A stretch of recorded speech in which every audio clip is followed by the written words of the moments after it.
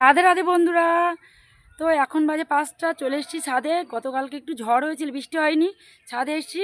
তো আজকে কিন্তু কেশব আর গিরিশোনা সেই দেখো, এই যে গিরিশোনা আর এখানে কেশব, এই যে সবাই একটু হাওয়া খেলাম আর ফুল গাছ দেখলাম, একটু রিলস করবো বলে এলাম।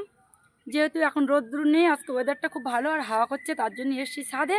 তা দেখা যাক কি করা যায়, কতগুলো রিলস করতে পারি। আর ফুল বাগানে ফুল একদম ফুটে, একদম পুরো ফুল বাগানে শোভা হয়ে রয়েছে।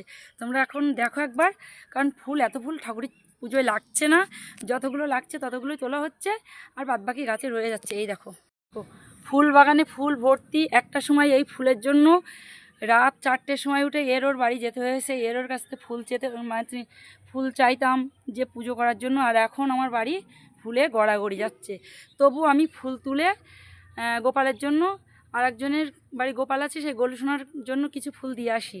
এই দেখো, এই ফুলগুলো আমার গোলুসোনার জন্য দিই, তাদেরও কিছু দিয়ে আসি। আর দেখো ফুল দেখো, এই গাছে ফুল ভর্তি একদম পুরো।